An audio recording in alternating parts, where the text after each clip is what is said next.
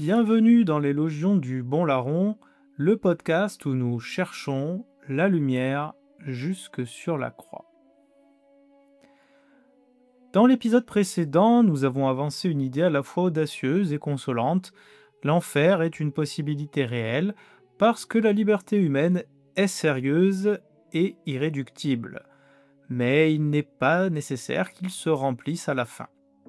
Nous avons osé espérer un enfer vide, non pas parce que Dieu abolirait arbitrairement la liberté, mais parce que le Christ, en sa croix, en sa descente aux enfers et en sa résurrection, a porté toute l'humanité, ouvrant pour chacun un chemin vers la lumière. Il ne faut pas édulcorer cette tension. L'enfer, comme le dit Grégoire, n'est pas une pure invention pédagogique. Il demeure possible tout au long de l'histoire comme une potentialité liée au mauvais usage de notre liberté. Mais il n'est pas nécessaire qu'il soit le dernier mot. On peut vivre avec ce paradoxe, un enfer possible, mais que l'amour du Christ et l'espérance de l'Église désirent voir vide. Chez Grégoire de Nice, ce paradoxe est presque palpable. D'un côté, il affirme que l'homme a péché par manque d'expérience, par égarement, par ignorance de sa véritable nature. L'homme est un miroir libre, tourné vers Dieu, il reflète la lumière et la communique. Détourné, il perd le rayonnement et s'assombrit. L'enfer, dans cette perspective, n'est pas un lieu voulu par Dieu, il est la logique d'un miroir brisé, d'une lumière refusée. Ce refus est possible jusqu'au bout, car Dieu n'enferme pas sa créature. Mais d'un autre côté, Grégoire ose dire « le vice disparaîtra, il n'en restera aucune trace. Le mal est un parasite, un poison caché dans un gâteau de miel. Il n'a pas d'être propre, il n'est qu'une déviation, une obscurité. Or, ce qui n'a pas d'être n'a pas d'éternité. L'enfer, comme puissance de mal, ne saurait donc triompher. Il est possible, il peut être vécu, il peut même être choisi, mais il n'est pas nécessaire qu'il subsiste éternellement comme un royaume face à Dieu. Voilà pourquoi nous pouvons, sans nier la gravité de la liberté, espérer un enfer vide, parce que le mal lui-même étant privation, est voué à la disparition. Le péché peut marquer l'histoire, il peut blesser des vies, mais il ne pourra pas rester debout face à la lumière de Dieu. Alors, que signifie cette espérance ? Elle ne nous dispense pas de craindre le péché, ni de prendre au sérieux la perdition. Elle nous invite à vivre autrement, non comme des êtres résignés à ce qu'une partie de l'humanité soit damnée, mais comme des priants, des intercesseurs, des témoins de la miséricorde, qui espèrent et travaillent pour que, à la fin, personne ne reste hors de la lumière. Voilà ce que nous avons esquissé dans l'épisode précédent, un enfer toujours possible, mais que nous pouvons espérer vide à l'heure de l'Apocalypse, lorsque le Christ sera tout en tous. Entrons maintenant dans le cœur de la pensée de Grégoire de Nice. Chez lui, tout commence avec la liberté. Dieu a donné à l'homme le pouvoir de découvrir et de choisir selon son bien. La grandeur de la créature est précisément d'être laissé libre dans son orientation. Sans liberté, il n'y aurait pas de véritable communion possible. Mais c'est aussi ici que naît le drame. C'est par le mauvais usage de la liberté que l'homme a rencontré le mal et est devenu esclave. Grégoire décrit le péché comme un égarement par manque d'expérience, comme une erreur de perspective. L'homme n'a pas voulu le mal en pleine lumière, il a été trompé, attiré par une apparence séduisante. Le vice, dit-il, ne se colorerait pas d'une certaine beauté s'il ne pouvait exciter le désir. Le mal se présente comme lumière, mais n'est qu'une ombre. Pour illustrer cela, Grégoire emploie une image très forte. L'homme est un miroir libre. Comme un miroir, il reçoit et reflète. Tourné vers Dieu, il reçoit la lumière d'en haut et la communique au monde, mais s'il se détourne, le miroir ne renvoie plus rien. L'univers entier s'assombrit. Ce n'est pas un détail cosmologique, c'est une anthropologie profonde. L'humanité est médiatrice de la lumière divine. Si l'homme se ferme, la création s'obscurcit avec lui. C'est pourquoi Grégoire insiste. Le mal n'est pas d'abord une révolte lucide contre Dieu, mais un aveuglement, une méprise née de l'ignorance. L'homme s'est laissé tromper, et ce faux pas a engendré une habitude, puis un esclavage. L'ignorance n'excuse pas tout, car chacun reste responsable de ses actes, mais elle explique la genèse du mal comme un défaut de vision, comme une incapacité à discerner le vrai bien. Dans cette perspective, le mal n'est pas une substance, pas une force éternelle qui existerait en face de Dieu. Il est privation, il est manque. Voilà pourquoi Grégoire peut dire qu'il sera anéanti. Ce qui n'a pas de véritable être ne peut durer à l'infini. Le mal est une déviation. Une fois mis en pleine lumière, il se dissout. La mort, dans cette logique, n'est pas non plus une peine infligée du dehors. Elle est conséquence interne. Elle est ce fameux poison caché dans un gâteau de miel. En se détournant de la pureté divine, l'homme a choisi des biens transitoires, composés, périssables. Et il a rencontré en eux la logique de la corruption. La mort est inhérente au péché, elle est le fruit de l'ignorance et du détournement. Voilà donc le cœur de la pensée de Grégoire de Nice. Le péché n'est pas une décision monstrueuse d'aimer le mal pour lui-même, mais un égarement par ignorance, nourri par un désir mal orienté. Le mal n'est pas une entité, mais une privation. La mort n'est pas un châtiment, mais une conséquence. Et l'homme demeure ce miroir libre, capable de se tourner à nouveau vers la lumière de Dieu. Chez Grégoire de Nice, la réflexion sur le mal et sur la liberté débouche immédiatement avec une méditation du temps. Car le péché n'est pas seulement une erreur morale, il est un événement dans l'histoire. Et l'histoire elle-même est un mystère. Elle est le théâtre où se joue le salut. Saint Grégoire affirme une phrase fulgurante. Le temps est le mode d'être de la créature, comme l'éternité est le mode d'être de Dieu. En d'autres termes, le temps n'est pas une donnée neutre, un simple décor dans lequel nous évoluons, il est la condition de la liberté et de la croissance. Il exprime la contingence de la créature. Nous sommes des êtres qui deviennent, qui mûrissent, qui choisissent.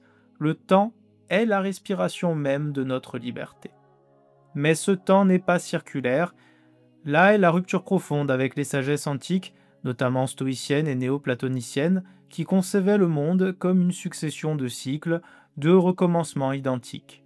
Dans ce modèle, l'histoire ne mène nulle part, elle tourne comme une roue inexorable. Le mal revient, la souffrance recommence, et tout recommence sans fin. Le christianisme, et Grégoire en particulier, introduit une brisure décisive. Le temps n'est pas un cercle, il est une marche. L'histoire a un début, la création, elle a une crise, le péché et la mort, elle a une guérison, la croix, et elle a une fin, la résurrection et la transfiguration de toutes choses. Le temps est linéaire, orienté, téléologique, il n'est pas un destin, mais une aventure. Cette vision change tout. Si le temps est linéaire, il y a possibilité de nouveauté. Le mal n'est pas une fatalité qui revient toujours, il peut être définitivement dépassé. C'est pourquoi Grégoire peut parler d'une fin du mal. Car le temps n'est pas la prison de la répétition, il est l'espace où Dieu conduit l'histoire vers son achèvement. Et l'éternité, alors? Elle n'est pas une extension infinie du temps, un temps sans fin, elle est d'un autre ordre. Elle est le mode d'être de Dieu, dans lequel il n'y a ni passé ni futur, mais une plénitude de présence. L'homme, par le Christ, est invité à franchir ce seuil, quitter le temps de la succession pour entrer dans l'éternité de la communion. Ainsi, lorsque Grégoire parle de l'apocatastase, la restauration de toutes choses en Christ, il ne reprend pas le vieux rêve païen du retour au même, ou même celui d'Origène. Il ne propose pas une nostalgie cosmique ou une restauration mécanique et automatique. Il parle d'une transformation radicale, le passage de la créature du mode temporel au mode éternel. non pas revenir en arrière, mais parvenir au terme, non pas recommencer, mais s'accomplir. C'est pour cela que la fin du mal est pensable, parce que le temps est tendu vers une résolution, et c'est pour cela aussi que la liberté demeure, car dans ce temps de la créature, chacun doit s'orienter. Mais au bout, il y a une promesse, Dieu sera tout en tous. Voilà pourquoi, en brisant le cycle, le christianisme a ouvert l'histoire, il a transformé la répétition en chemin et le temps en espérance. À ce stade de sa réflexion, Grégoire de Nice introduit une idée qui a traversé les siècles et qui reste redoutable à manier. L'apokatastase. Le mot signifie rétablissement, restauration. Mais attention, il ne faut pas le confondre avec ce que nous avons dit sur les théories antiques ou chez Origène, par exemple. Chez Grégoire, il ne s'agit pas d'un automatisme ou d'un cycle. Qu'est-ce qui sera restauré? Non pas la création dans son état premier, comme si l'histoire finalement n'avait jamais existé ou n'était même pas nécessaire, mais la morphée, la forme originelle voulue par Dieu.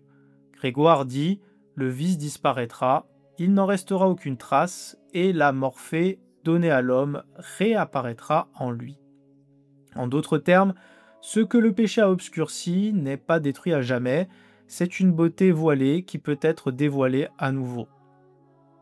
L'apokatastase, ce n'est pas nier le drame de l'histoire, c'est en révéler le fruit, l'éclat du projet initial de Dieu, transfiguré par le passage de la croix.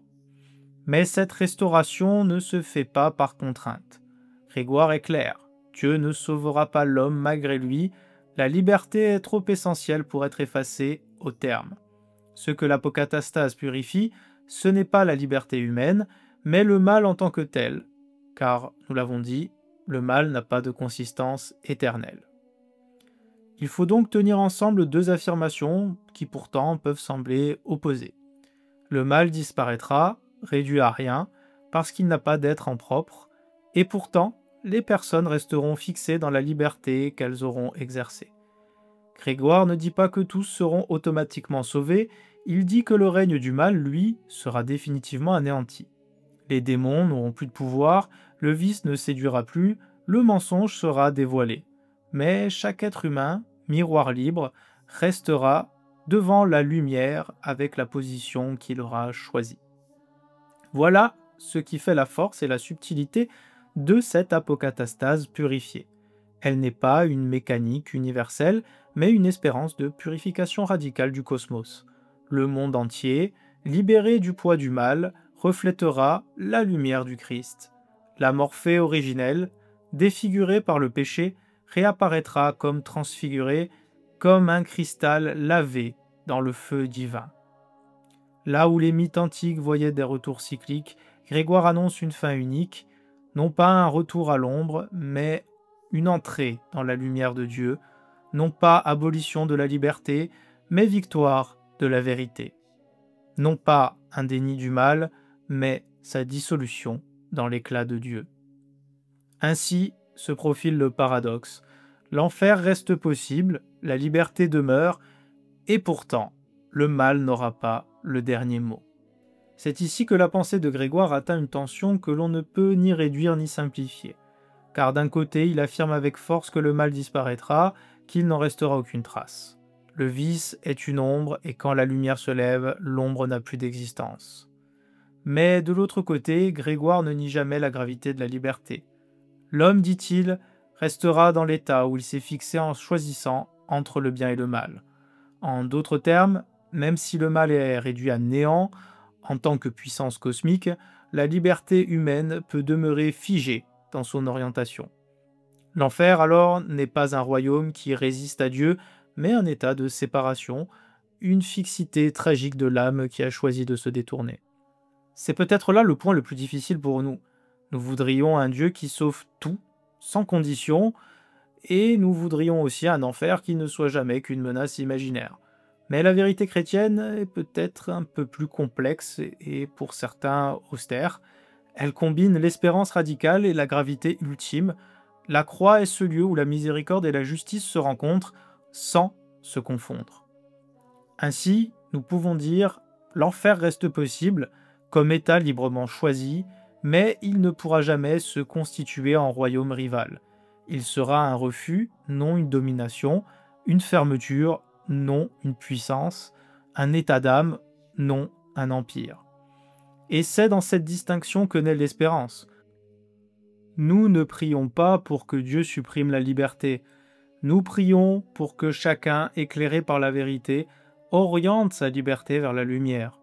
Car si le mal est voué à disparaître, seule la liberté peut faire que cette disparition soit pour chacun une délivrance et non une exclusion. Voilà le paradoxe que nous devons garder entier. Fin du mal, mais liberté intacte. Disparition du vice, mais possibilité d'un enfer comme état. Une tension qui nous empêche de banaliser l'un ou l'autre et qui nous place chaque jour devant le choix de notre propre orientation. Lorsque nous parlons de la mort aujourd'hui, nous sommes marqués par une vision bien particulière, héritée de la modernité. Elle est si profondément ancrée dans notre culture occidentale que nous ne nous en rendons même pas compte. Mais elle n'est pas neutre. Elle conditionne notre manière d'imaginer l'au-delà et donc l'enfer et le salut. Cette vision vient de deux sources principales, la philosophie de Descartes et le positivisme médical. Chez Descartes, l'être humain est conçu comme l'union de deux substances radicalement distinctes. Res cogitans, la substance pensante, et res extensa, la substance matérielle. L'âme d'un côté, le corps de l'autre.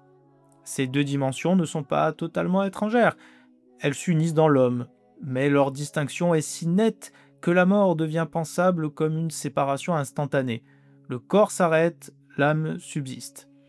Descartes lui-même n'a pas écrit que la mort était un point mathématique, mais son anthropologie a préparé le terrain. En séparant l'âme du corps, il a favorisé une vision binaire. La vie est un état, la mort est un autre état, et la bascule se fait comme un claquement de doigts. À partir du XVIIIe siècle, cette logique a été renforcée par la montée du positivisme médical. On a cherché des critères vérifiables pour déclarer un individu mort. Longtemps, c'était l'arrêt du cœur, puis au XXe siècle, on a privilégié l'arrêt du cerveau. Aujourd'hui, on parle de mort encéphalique, constatée par examen neurologique. Cette approche est utile pour la médecine, pour les dons d'organes, pour le droit, mais spirituellement, elle réduit le mort et la mort à un instant mesurable, une coupure technique. Dans ce cadre, la mort n'est plus un mystère, un passage, mais un événement mécanique. Avant, il y avait la vie, après, il y a le néant biologique. La profondeur spirituelle a été effacée, remplacée par un constat mécanique d'horloger. Or, cette réduction tranche violemment avec la tradition chrétienne. Dans l'Antiquité et au Moyen Âge, la mort n'était pas pensée comme un arrêt brutal, mais comme une traversée, un processus. On priait pour les mourants, on veillait leur corps, on célébrait des liturgies sur plusieurs jours. Dans certaines traditions, notamment orientales, on parle de 40 jours où l'âme franchit les étapes de son passage vers l'éternité. La mort était comprise comme un chemin mystérieux, où la personne restait encore présente d'une certaine manière, et où l'accompagnement de l'Église avait une véritable efficacité. Autrement dit, là où la modernité voit un instant sec, la tradition voyait un temps plein. Là où Descartes et le positivisme séparent brutalement, l'Église percevait une continuité, une durée habitée par la grâce. Et c'est dans ce contraste que naît une théologie contemporaine comme celle d'Arnaud Dumouche. Car si la mort n'est pas une coupure mécanique, mais un kéros spirituel, alors elle peut devenir le lieu d'un dernier dévoilement. Là, le Christ se manifeste à chaque âme, offrant une ultime possibilité de choix, non plus voilée par l'ignorance, mais en pleine clarté. Si nous redonnons au moment de la mort sa profondeur traditionnelle, nous découvrons qu'il n'est pas seulement le passage biologique, mais un temps spirituel, un kéros intense. C'est pour ce kéros que se joue ce que la théologie contemporaine appelle le moment de la mort. Arnaud Dumouche a osé formuler cette intuition avec une précision nouvelle. Il affirme que lorsque le corps s'éteint, l'âme demeure encore un temps en relation avec ce monde et avec Dieu. Et dans ce temps, le Christ se manifeste à chacun, non plus voilé par les ombres, mais dans la lumière nue de sa croix et de sa gloire. L'homme devient alors ce miroir libre dont parlait Grégoire de Nice. Mais cette fois, le miroir n'est plus obscurci par l'ignorance ou l'aveuglement des passions du corps. Tout est dévoilé. L'âme voit clairement ce qu'elle a cherché toute sa vie, parfois sans le savoir. Elle comprend les conséquences de ses choix, la vérité de son être, et là, elle peut se déterminer une dernière fois, non pas dans le flou, mais dans la pleine clarté. C'est ici que l'image de l'asymptote de conversion peut nous aider, car ce kéros n'est pas un instant tranché, il est une durée mystérieuse où la liberté est sollicitée sans être contrainte. On pourrait parler de temps des anges, par exemple, comme une ligne qui s'approche indéfiniment d'un seuil sans jamais l'abolir. La miséricorde continue d'appeler, d'éclairer, de frapper doucement à la porte de la liberté. Alors, deux possibilités se dessinent. Certains, par orgueil, peuvent maintenir leur refus, même face à la lumière et à la vérité nue. C'est le drame de l'enfer, non comme royaume rival, nous l'avons dit, mais comme état de séparation fixé. Mais d'autres, même au tout dernier moment, peuvent s'ouvrir et dire oui. Ainsi, l'espérance demeure que beaucoup, peut-être tous, puissent entrer dans la lumière. Non par automatisme, mais par consentement libre. Cette perspective rejoint en profondeur la tradition chrétienne ancienne, car les pères de l'Église parlaient déjà de la mort comme d'un combat spirituel, d'une lutte ultime, d'une traversée accompagnée par la prière des vivants et l'intercession des saints. Dumouche, en reliant cela au Christ manifesté dans l'instant de la mort, réactualise cette intuition. Personne ne meurt dans l'ignorance absolue, chacun rencontre le Seigneur, chacun voit, chacun choisit. Hors de l'Église, point de salut. Ainsi, l'enfer reste possible, la liberté est respectée jusqu'au bout, mais l'espérance s'élargit. Nous pouvons prier, désirer, croire que le mal sera réduit à néant, que le vice disparaîtra et que la plupart, peut-être tous, se laisseront toucher par la lumière au moment de mourir, non par un décret qui abolit la liberté, mais par un dévoilement qui la rend pleinement consciente. Non, ce n'est pas un paradis facile, et la lutte sera terrible. Et nous y reviendrons dans la conclusion, il y a même à parier que, pour certains, aux portes de la damnation, ce soit les prières des vivants et des saints qui les rattrapent. Et c'est là toute la difficulté, de prier pour ceux pour qui personne ne prie. Car c'est à cela qu'on mesure notre charité, comme l'a dit le Christ. Et effectivement, on est loin d'un paradis facile. Voilà pourquoi, à la lumière de cette théologie, cela transforme notre regard aujourd'hui. Car si la mort est ce kéros, alors nous n'avons pas à craindre un Dieu qui condamnerait arbitrairement, ni à désespérer pour ceux qui n'ont jamais entendu parler de l'Évangile. Nous avons à témoigner, à prier, à espérer. Nous avons à croire que le Christ est fidèle jusque dans la mort, qu'il rejoint chacun à l'instant ultime et que sa miséricorde travaille encore là où nous pensions qu'il n'y avait plus rien à faire. Nous avons parcouru un chemin dense. Avec Grégoire de Nice, nous avons vu que le mal n'est pas une puissance éternelle et nous avons compris que l'homme est un miroir libre. Nous avons médité sur le temps, nous avons reconnu la subtilité de l'apocatastase de Grégoire purifié et nous avons plongé cela dans la théologie contemporaine du moment de la mort, où le Christ se révèle à chacun et où Arnaud Dumouche nous propose une vision d'une dernière chance en pleine lumière. Un kéros qui ressemble à une asymptote de conversion, une sollicitation ultime qui n'écrase pas la liberté, mais l'appelle jusqu'au bout. Mais cette espérance ne nous dispense pas de notre rôle aujourd'hui, car si la liberté demeure jusqu'à la mort, l'Église nous appelle à prier pour les défunts, non comme un geste symbolique, mais comme une intercession réelle qui accompagne les âmes dans leur traversée. La tradition des 40 jours, les liturgies de suffrage, les messes pour les morts ne sont pas de simples coutumes. Elles traduisent la conviction que la prière des vivants rejoint les défunts dans leur passage, et que la communion des saints franchit la frontière de la mort.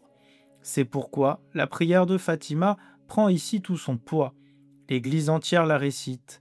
Ô mon Jésus, pardonne-nous nos péchés, préserve-nous du feu de l'enfer et conduis au paradis toutes les âmes, surtout celles qui ont le plus besoin de ta sainte miséricorde. Écoutez bien, toutes les âmes, non pas seulement les justes, non pas seulement les élus présumés, mais toutes. Cette prière montre que l'espérance chrétienne n'est pas limitée, que malgré les visions de l'enfer que les enfants ont pu voir à Fatima, il y a tout de même dans la prière une espérance que peut-être ces prophéties ne se réalisent pas.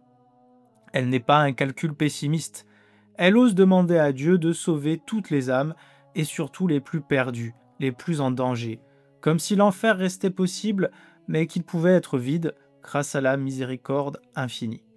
Et c'est ici que résonnent les paroles de Grégoire de Nice. Le Christ a pris l'humanité tout entière comme une seule brebis égarée et il l'a portée sur ses épaules, non pas une partie de l'humanité, non pas seulement quelques justes, mais l'ensemble du troupeau résumé en une seule brebis. Cette image éclaire notre espérance. Si le Fils de Dieu est venu chercher et sauver ce qui était perdu, il ne repose pas avant d'avoir porté la totalité de l'humanité vers la lumière. Voilà notre mission, espérer pour tous, prier pour tous, intercéder pour tous.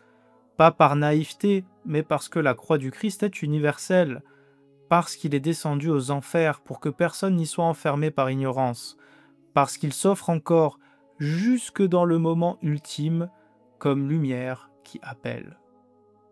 Alors, frères et sœurs, vivons comme des miroirs libres, reflétant la lumière dans ce monde obscur. Prions pour les vivants et pour les morts, espérons l'espérance la plus large, sans nier la gravité du refus, et souvenons-nous que la miséricorde, comme une flamme, poursuit toute âme jusqu'au bout, et que l'enfer, même s'il demeure possible, pourrait bien rester vide lorsque Dieu sera tout en tous. C'était l'élogion du bon larron. Continuons à chercher la lumière, ensemble, jusque sur la croix.